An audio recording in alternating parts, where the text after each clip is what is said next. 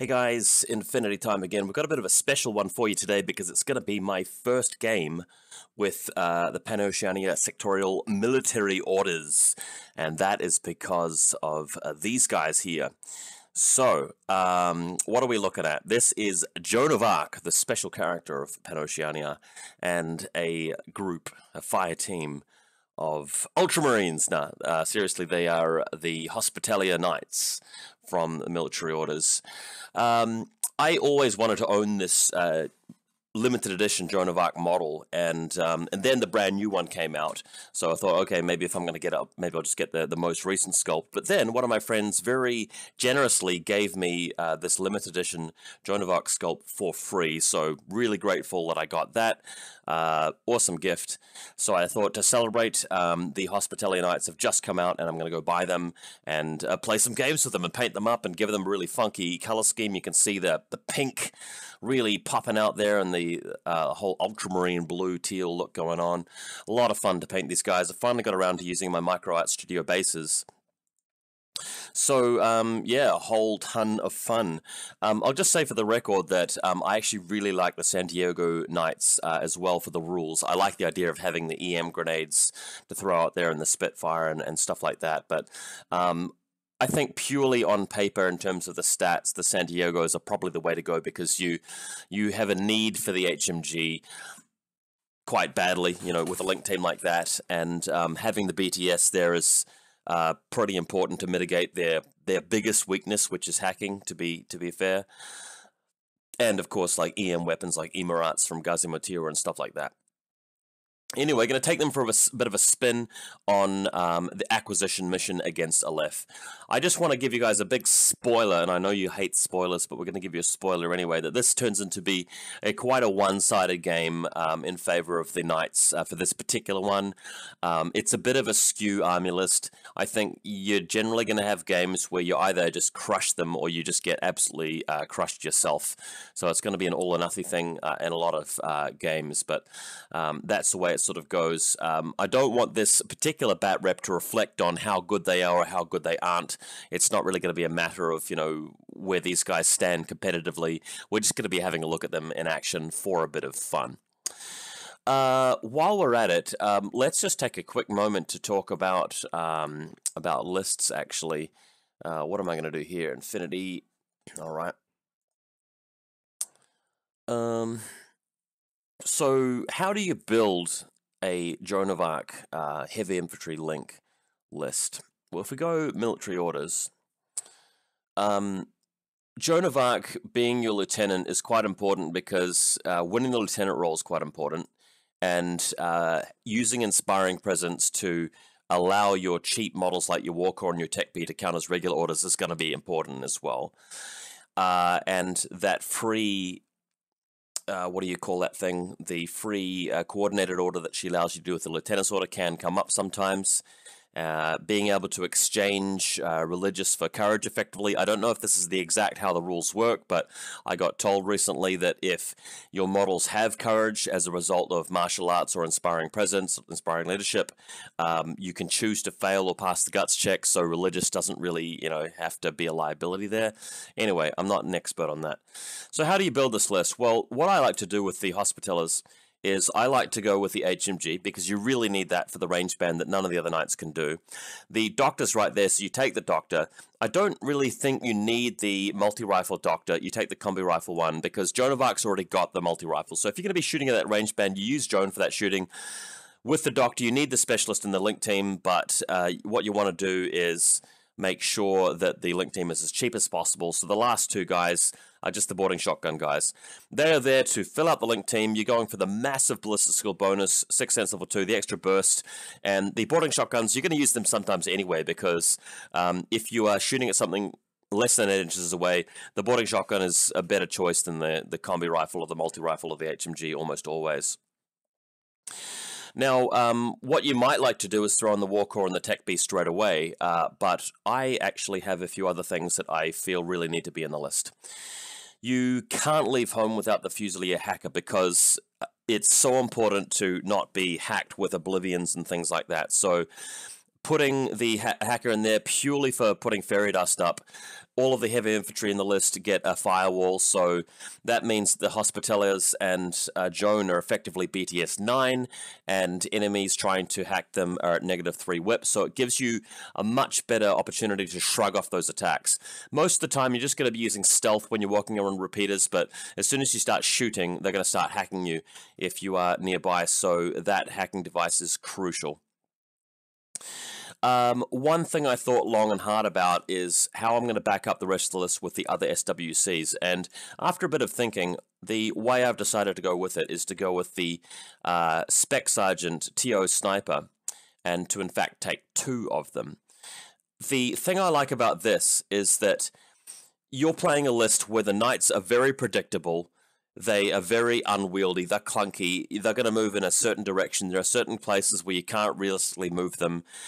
When they're deployed, your opponent can sort of outmaneuver them and flank them and find spots to engage the weakest link. By having hidden deployment snipers in your list, if you have to react, you have to go second, you can set up some surprise arrow traps to save the life of your link team if your opponent's just charging down the field with, say, a Gazi Mutiwa that's just going to throw smoke and intuitive attack with jammers and Emirats. You might be able to snipe them before they get there. It's also a good way of taking out, you know, people like a Tiger Soldier or a Gruder or something that's going to try and outmaneuver you and just shoot at you from an angle you weren't expecting. It's also a really great way of taking up more board space. You've got a TO model which costs a lot of points, and it goes into a zone, can infiltrate for missions like quadrant control and supremacy. With this list, you don't really want to have the knights just going over to one quadrant and not being able to put points in other zones. So having that that presence is quite important, I feel. Also, your link team doesn't have anything that can really do well on very, very long range bands, whereas the snipers take care of that. So with these guys being in the list, they have religious, although that's swapped for courage. They aren't that expensive, and you've got plenty of spare points. And you're going for a 10 order list here. You want to be able to take advantage of the fact that your opponent can't negate your order group by 2 orders with a command token at the start. So that's how we're going to go. So with just 2 orders left, I like to spend it on the Pathfinder. Sensor can be quite important. First of all, because if you absolutely are sure your opponent's going to ambush you with a TO camo infiltrating assault hacker, well, if you know that's going to be a problem, you can move up with the Pathfinder and reveal it and potentially kill it. The other good thing about that is that if they have an assault hacker, you can use your Fusilier to hit it with a brain blast through a repeater, thanks to the Pathfinder after revealing it. So that's why I like this guy. But also, he gives you another much needed specialist in the list. And finally, since we've only got 6 points left, just throw in a Tech B, purely because Joan of Arc's Inspiring Leadership rule makes her a regular order, and she's a specialist anyway. She's got a Flash Pulse if she needs it. So that rounds out our list, and that's how I like to play this list at the moment. Okay, so moving to the game, we're playing Acquisition. I've won the role for the Lieutenant, and I've decided to take a deployment. And the reason for this is that this is a heavy, heavy second turn win mission. If he goes first, all I need to do is stave him off with my 2 snipers and my HMG and the Link and the Doctor and so on, and then I can move out and win in the final turn. If he gives me first turn, not only can I see where all of his cheerleaders are deployed, but I can just rush out with Joan and hopefully fist to face and just wipe him off the board before he can even, finish the game. So with that in mind, I decided to pick this table side over here. So we'll put an MO for military orders. I'm going to be setting up here.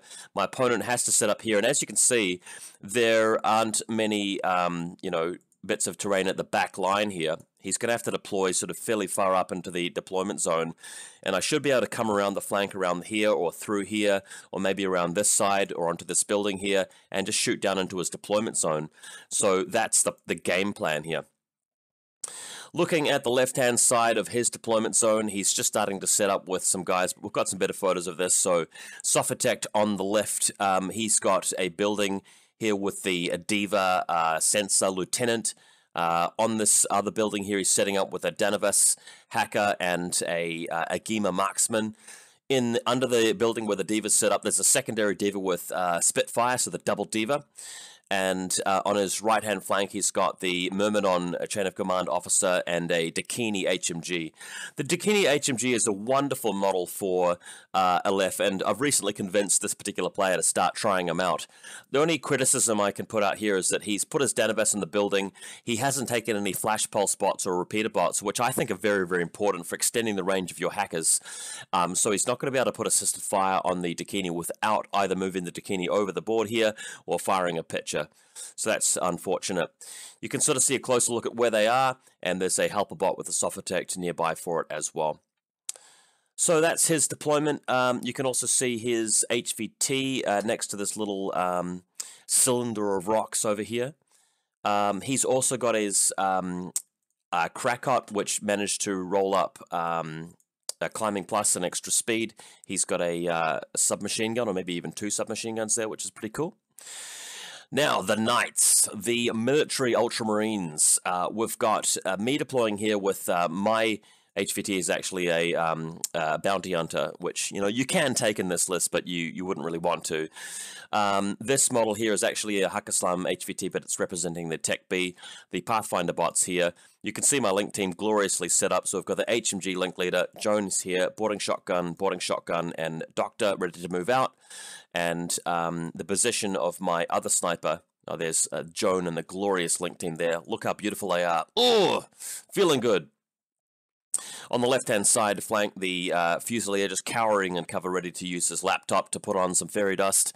My opponent putting down the reserve model, which is Authority Tire converted to be a Feuerbach, but he's going to stand in as a proxy for Teucer, the Greek Feuerbach god of Feuerbachs, and my secondary sniper standing up, not prone, just covering off part of the battlefield. I want him to commit to getting over the road bump, getting over the speed bump. If Joan can successfully punch the MSV2 guys in the face, which he's planning on doing, then the TO snipers are going to have a really good time this game. So, charge! In the name of the Emperor! Emperor!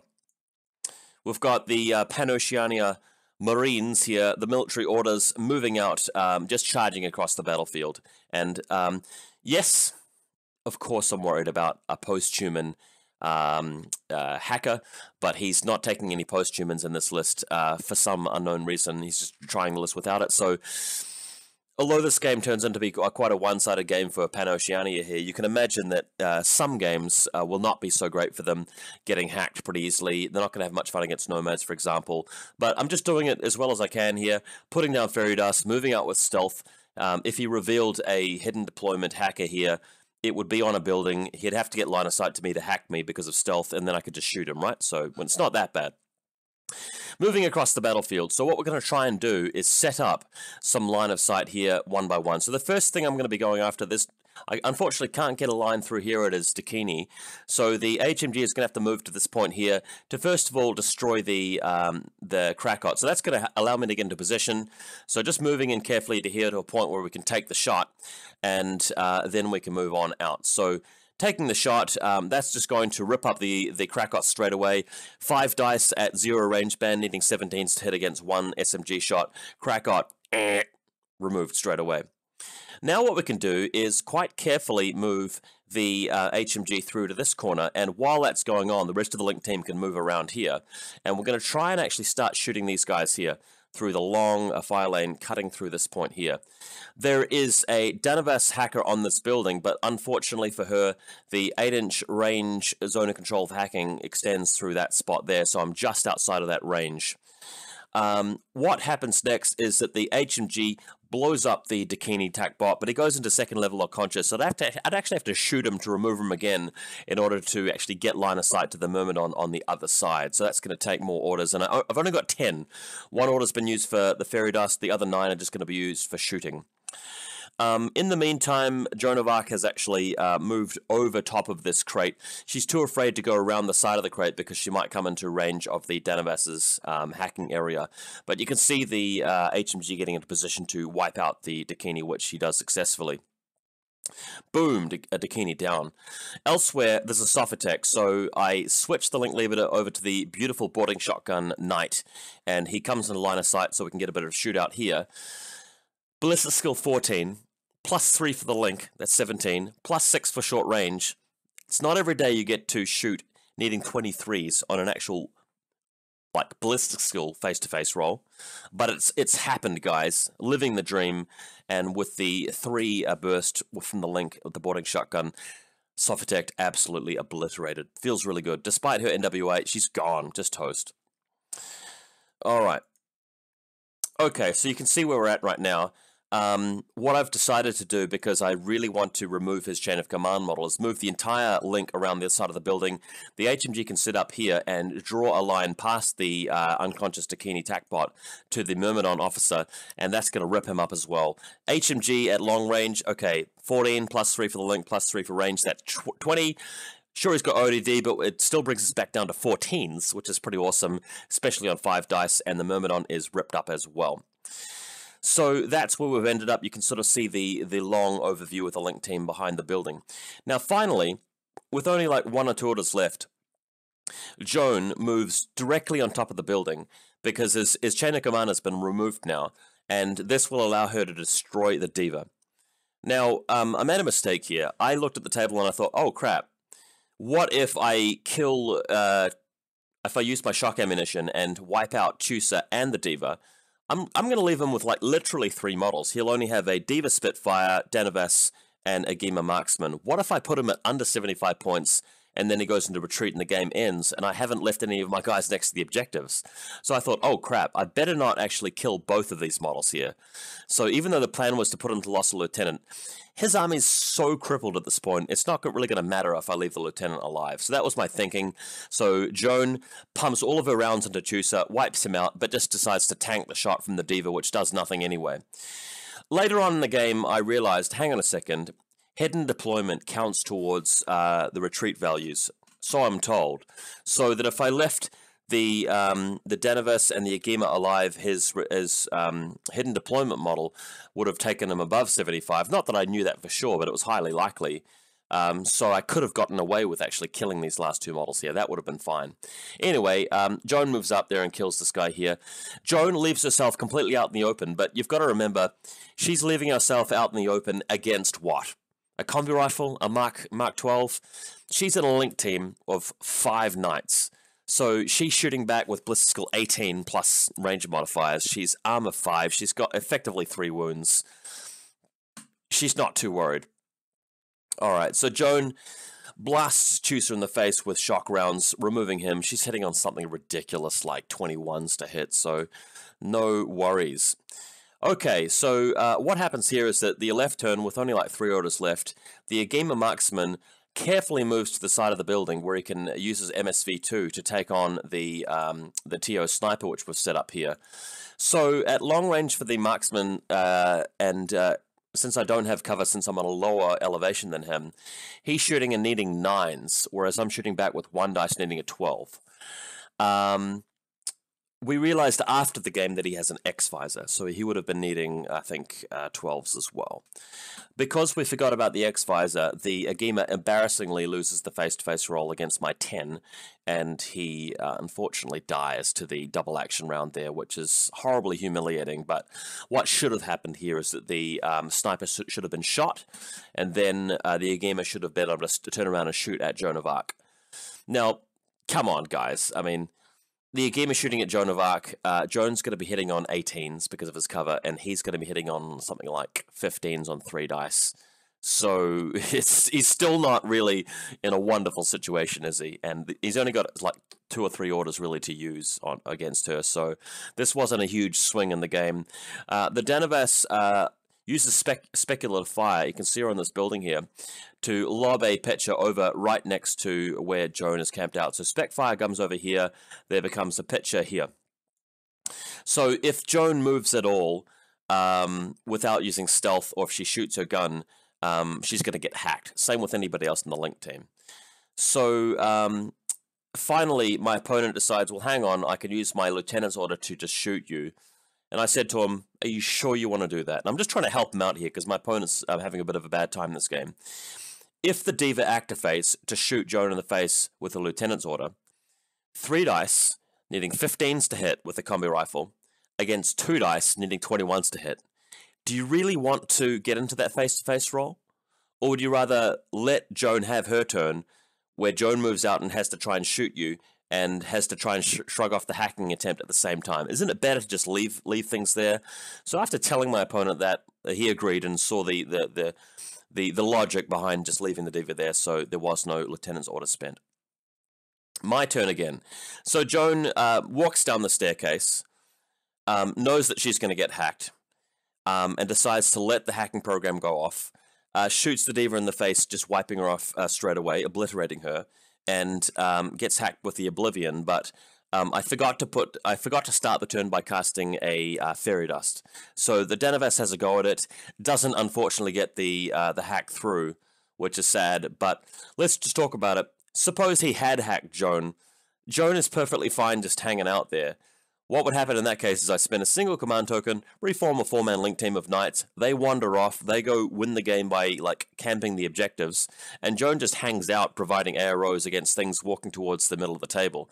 So I'm completely fine with it, but unfortunately for my opponent, hack didn't work. So Joan actually does put a bullet into the repeater at the same time, removing it from the table, free as a bird, boarding shotgun, now becomes link leader, moves around the corner, absolutely obliterates the diva holding the Spitfire as well. And then it's just a matter of walking back to the objectives, camping them out. I move over with my other TO sniper just to move into base contact with that as well. And the doctor presses the button on one of the objectives. Joan's just camping there. In his next turn, he tries firing a repeater over, but misses with the repeater, runs out of ammunition on it.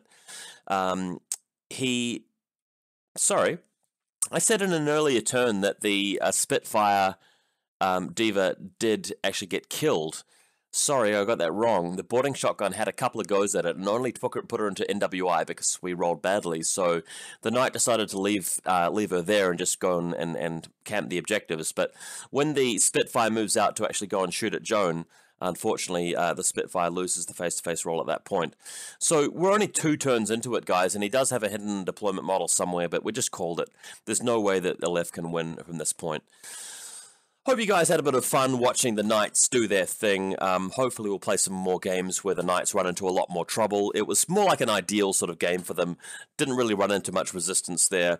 But let me assure you that once the Link team starts getting bogged down against mines and crazy koalas and more dedicated hacking and like Link teams shooting back at them and Noctifus with missile launchers blowing their whole Link team squad up, it can be quite a tough list to play, and it's not really the most competitive list in the game for all circumstances. But when it shines, it can do quite well. It's quite comprehensively decisive, if we can say so. And the models are cool. Had a great time painting these models. So, hope you guys enjoyed this one. We'll definitely have some more military orders in the future. But for now, have a good time. See you next time.